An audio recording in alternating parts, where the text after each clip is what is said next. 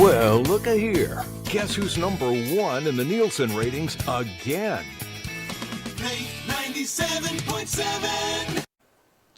All right, folks, we're back with you, and we have got a heavy hitter with us. I'm not kidding you. We have got a Daytime Emmy Award winner for Daytime Drama Series, not to mention all the movies he's been involved in. The Call, The Son of the South, Days of Our Lives, and he's got a new movie he's wanting to talk about. But Mike Manning, how are you? I'm good, Steven. Thanks for having me. Wow, no wonder you're on Days of Our Lives because you're pretty. Thank you. I'll be called worse, so I'll take that. No, my wife says, "Oh, he's adorable," so that's a good thing. Yeah, golly. Cool. Yeah. So, how's the world treating you out in California? Y'all open back up a little bit? Yeah. It's been better lately. For a while there, it was pretty rough. We couldn't go anywhere really, and then now that everybody's been vaccinated, the restaurants have opened up and that's pretty nice. It was the hardest thing for me was to see a lot of my community and small businesses really struggling during the pandemic, struggling to stay open. There was a while there that every couple of weeks I would get an email that my favorite bar or my favorite restaurant or something had closed down permanently. Right. And that was kind of depressing because, these people work so hard and, to have their life's work be shut down because of something that's out of their control is not really fair. Yeah. I'm going to ask you something now. You were in the movie The Son of the South. Yeah. Did they shoot that in Alabama? Where did they shoot that movie? Yeah, we shot that in Alabama, which was great because in the movie I had like a southern, I was from Mobile, Alabama. There you go. And so we I got to go down there a week in advance and I talked to a bunch of the community there and it's a historical piece essentially about the civil rights movement in the Deep South in the 60s in Alabama through the eyes of these college students.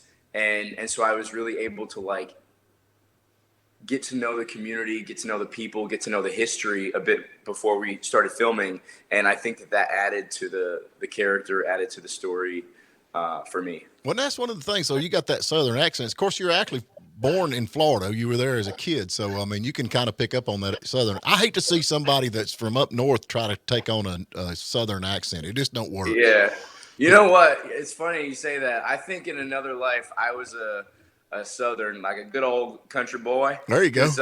Just ever since I was little, that was my favorite accent to sort of slip into. Yeah. I dated somebody when I did this internship at Disney World when I was 19, and I dated this girl from West Virginia. And every time we would hang out, I would kind of slip into this little twang kind of thing going on. And I just thought I was like, man, I really wish I could just talk like this all the time. It's just such a fun way to. Oh, it's the sexiest voice in the world. Are you kidding? Come on. Of course you say that. One of the things though, if I'm not mistaken, you worked with Brian Dennehy was in that movie too, was he not? He was. I think it was his last movie or one of his last movies. Yeah. I think it was his last movie. I love Brian Dennehy, but did you get to work with him much? So, yes. So he was in the scene that I was in. I played the best friend of Lucas Till, who was the lead of the movie.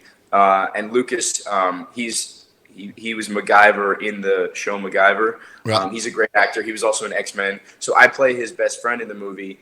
And Brian Dennehy played his grandfather. Right. So there was a scene where he's talking to Brian Dennehy, and then he turns around and he comes over and he starts talking to me. And so I didn't actually have any scenes directly with Brian Dennehy, just he and I. But we worked in the same. We were in the same. I guess we were in the same scene together, just continuous. But then, of course, when the cameras were off, I got to go talk to him and. Tell him how much I liked his work over the years. And, he's just such a tremendous actor. It was such a loss. And the cool thing about working with Brian is, he was getting up there. He was an older man. Right. And so he would lean on things, or he had a cane sometimes. And he had an umbrella somebody was holding an umbrella to protect him from the sun. And you look at him and you're like, wow, he's an old man. And he's, kind of tired. But as soon as the cameras turned on and as soon as the director yelled action, he was laser focused and he stood up straight, laser focused, didn't miss a beat, Right. knew all his words, and it was just, I was like, I remember looking at him being like, damn, like I never have any excuse to not be on my game Right. because this man, look at this man right here, the camera yells action and he just goes for it. And that was a really cool thing to see. But you're a young man. You got quite a bit of stuff under your belt already as far as acting. I mean, the Real World. I mean, you were in Teen Wolf. It says, Well, look at here. and then Guess The who's Call, number Days of Our one Lives. in the You're Nielsen recording in ratings? that. But now you're actually a producer. So how did you get in? How did you go from acting into producing? Is that just kind of something that just fell into you, or something you wanted to always do? Yeah.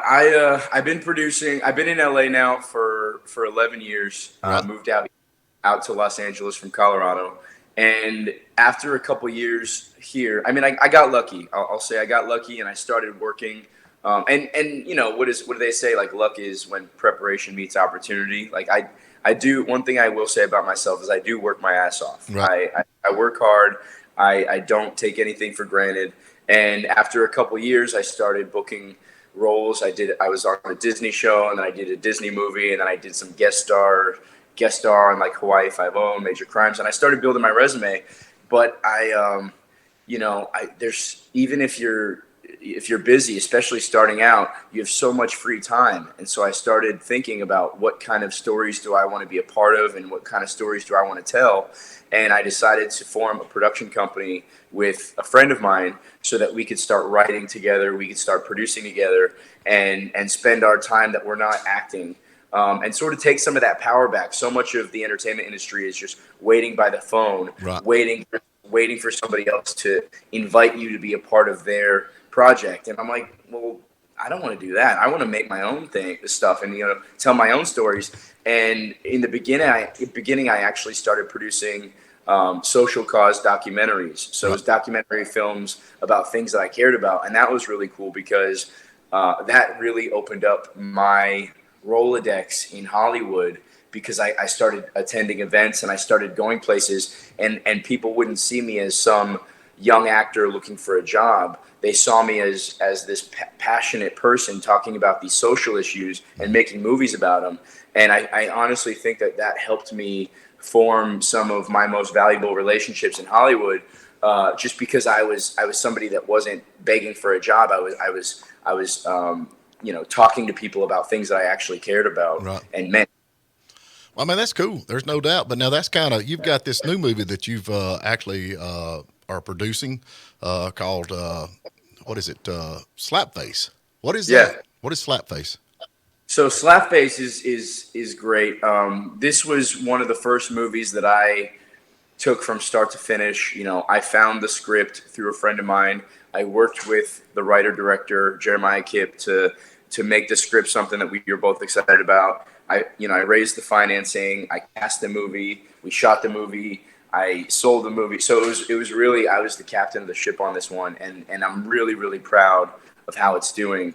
We premiered at CineQuest earlier this year, and we won the festival. We played Fright Fest and Grimfest in the UK, and we won some awards there. And the film's being really well received. It's actually coming out in February, I believe, early next year on Shudder.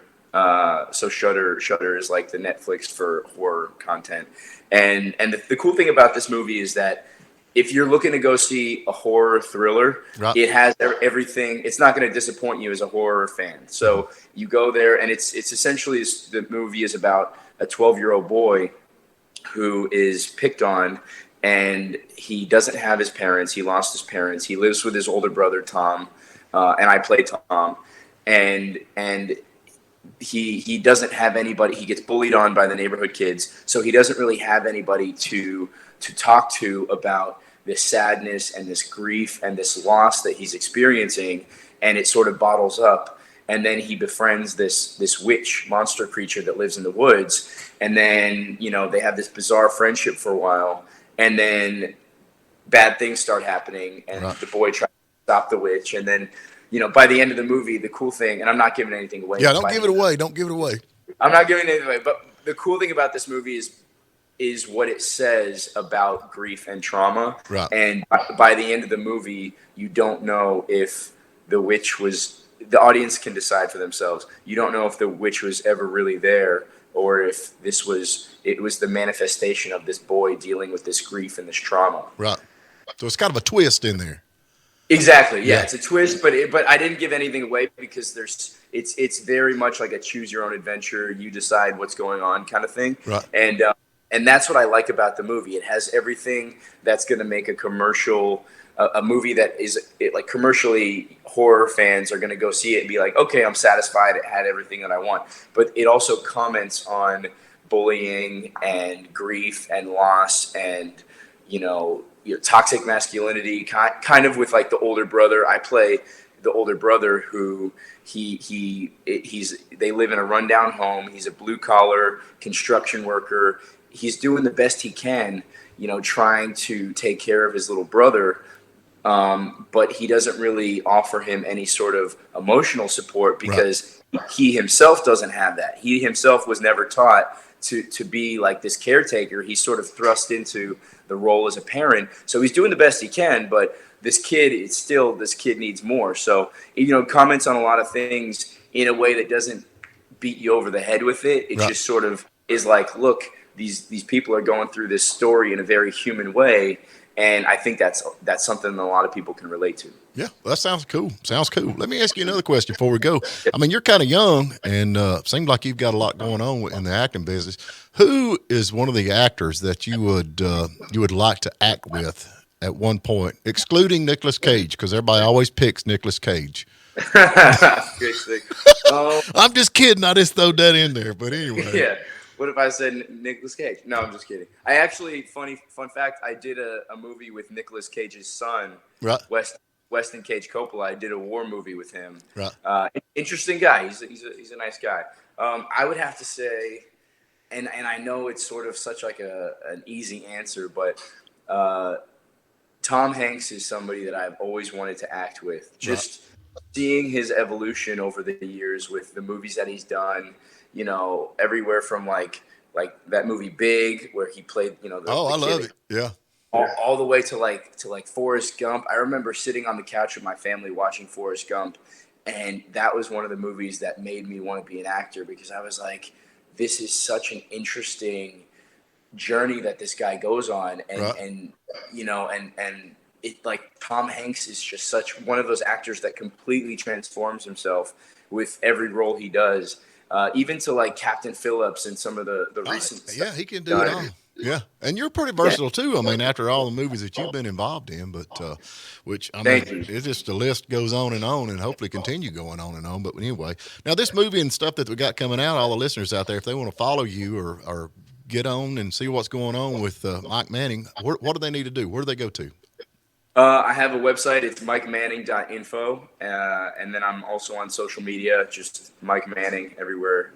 Facebook, Instagram, Twitter, all that stuff. So pretty easy. And honestly, I'll have to say, if you Google Mike Manning, your face comes up pretty quick. So that's yeah, I'm doing something right then, I guess. Yeah. And as my wife said, he's cute as a button. That's a good thing down here in the South, being cute as a button. Yeah. I wonder where that came from. Like a button. I don't know. It's got to be some old wives' tale. But anyway, Mike, we have got to get off, man. I appreciate your time, no doubt about it, and you've been great. And I'll be looking forward to this movie, Slapface. Yeah. And hopefully we'll lose 2 or 3 nights of sleep after we watch it. We'll be scared to death so bad. There you go. I love that. Well, thank you, Steven, so much.